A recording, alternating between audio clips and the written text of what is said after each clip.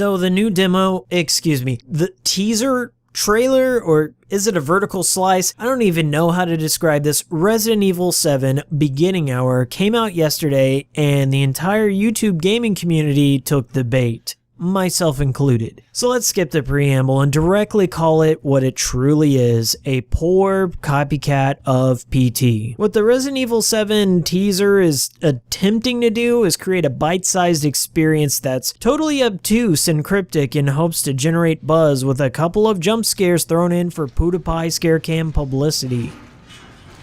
Oh my god! No! Oh! Oh! Oh! Andre! It seems Capcom knows exactly what they're fucking doing here, and congrats to them for understanding trends. I have to respect the method even if I'm uncertain and confused about what the end game will be for Resident Evil 7. So if you've taken a look at anything from E3 2016, Resident Evil 7 seems to be following the theme of reinvention, while still holding on to the series' horror roots, allegedly. This little demo has struck a nerve with old Resident Evil fans due to the first-person shooter nature of the game, and because it gives off a walking simulator / haunted house game vibe. Well, if you've been playing Resident Evil as long as I have, you're already aware that this isn't the first time that the series has delved into the first-person perspective. Resident Evil Survivor 1 and 2, which was a bonus mode in Code Veronica in the States, Dead Aim, The Umbrella, and Dark Side Chronicles, and if you want to count Dino Stalker, and I do, then you'll know that the series often deviates from its traditional form, and it works out pretty well. Sometimes. You see, there are some that prefer the older survival horror Resident Evils with the tank controls and atmosphere, and others prefer the Michael Bay explosion time trash. And that's okay with me, because there are aspects to both formulas that I both love and hate. I try to go into each Resident Evil entry with an open mind because, unlike Silent Hill, it's still around and it still can be improved upon. The people complaining about the shift from the third person to first person perspective need to realize that the current Resident Evil format is getting pretty stale. The last 6 games in the series, Resident Evil 4, 5, 6, Operation Raccoon City, Revelations 1 and 2, and the upcoming Umbrella Corps, are all over-the-shoulder third-person shooters. So I think if you enjoy that style, then you have plenty left to enjoy. Go play those games. With that said, let's talk about my impressions of the Resident Evil 7 demo. Beware. Spoilers of a 10-minute game ahead. I'm using the term game loosely here. Please watch an LP and come back, or don't. So the game starts with you waking up in a chair and some guy trying to help you escape, but the developers present this opening moment as found footage, so we're left to assume that somebody is watching this video and something bad happened in the past. And this opening moment doesn't really scream Resident Evil. It just seems like another run-of-the-mill found footage jump scare film waiting to happen. And it does happen, and it's not scary. You wake up in a room and stare at a wall, and you stare at the floor, and you stare all around looking for something to click on. Anything to interact with at all. You're trapped in the house from the Texas Chainsaw Massacre, and the only objective being to find your way out. The setting, while absolutely disgusting with rotting meat and trash everywhere, doesn't do much to tell a story or clue you into what happened in this cabin. It's just meat everywhere and flies and gross things. You wander around until you get some bolt cutters and some meat, and a baby falls. And then you get a VHS tape that was locked in a cabinet, and you take that and you put it in a VCR, and you flash back to the past, where you learn about your true identity and purpose in this place. Turns out you're a cameraman named Clancy, and you're filming a show called Sewer Gators. So you and your crew are checking out an abandoned farmhouse that used to be owned by Jack and Marguerite Baker, but they suddenly disappeared 3 years ago. That's all the exposition you get until the boneheaded Andre breaks the scary movie code and decides to split up from the group. What I hate most about the flashback part is the use of the invisible wall to keep you from following Andre. Some might say that it's supernatural forces at play. Sure.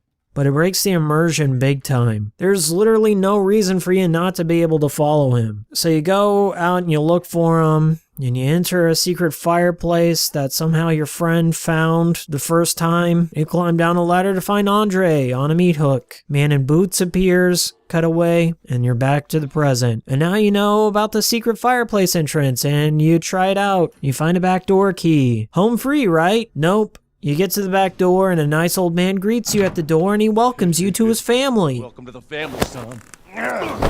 This is it. This is the big Lisa from PT moment that Capcom cooked up for you.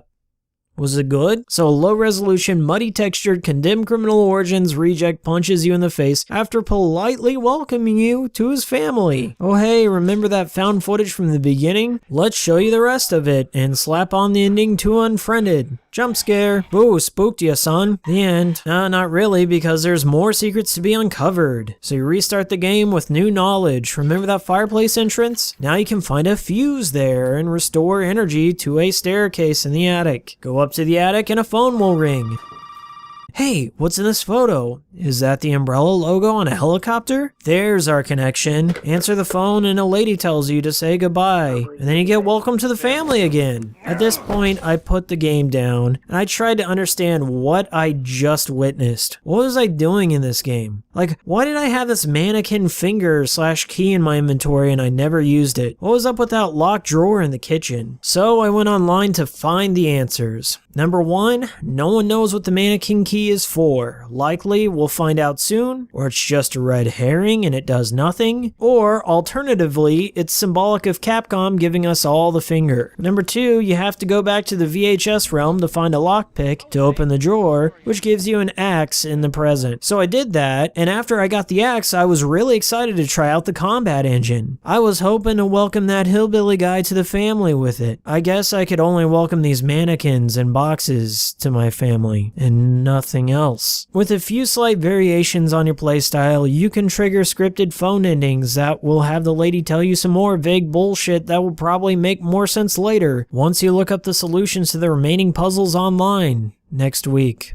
I spent 3 or 4 hours trying to fit the mannequin key into every hole. I swung the axe at every section of the house. Look at the photo. Look at the sky. Nothing to be found. I have to say, the demo did its job. I was hoping to find a secret, and the anticipation built and built, but ultimately there was no payoff. No tension, all scripted events. In my subsequent playthroughs, I was running through the game and finishing it up, and there was nothing scary happening, cause everything happens the same way every time. You see, I believe the cryptic nature of PT made sense to the world of Silent Hill. Silent Hill has always been about the vague bits of story coming together to build a better picture of the world. Resident Evil, well, it's always been a blatant B-movie horror franchise, with its plot laid out from the beginning till end, and it wraps shit up with a nuclear bomb, and everyone goes home. I feel like the team behind this knows what source material it wanted to emulate, but it didn't understand the nuances that go into creating the subtle horror found in Silent Hill. It's like an amateur filmmaker watching a Quentin Tarantino movie and deciding, hey, I can write long-winded, profanity-ridden monologues and put gore into my film too. Shit's easy. Did you hear Quentin Tarantino used to work at a video store? He's just like me. The only atmosphere of this game was, hey, let's add blood and meat to everything. Paranormal Activity makes money. Drop in a spooky ghost that screams. Do you remember VHS tapes and scan lines? That shit is retro and cool now. Put it in. So, what did I think of the story? What are my speculations of the plot, you ask? You want to welcome me to your family? Alright, I'll bite. Here's my admission. I kind of fell out of caring about Resident Evil's plotline right about when this happened.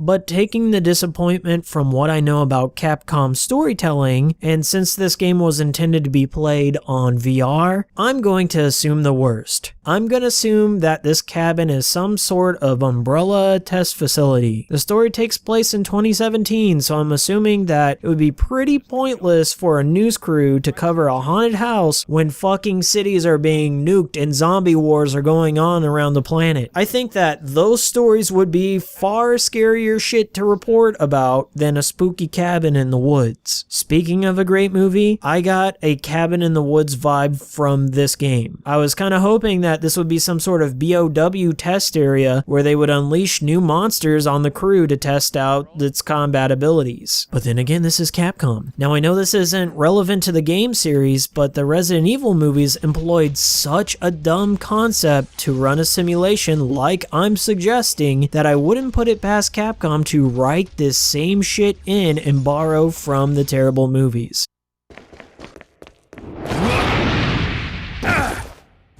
To close out this video, I'm not excited for Resident Evil 7 yet, but I think that this demo itself is to blame for that. I don't think it did anything to help players get a feel for what to expect from the new game. And overall, my impression was, well, I'll let the game handle this one. You ever prep?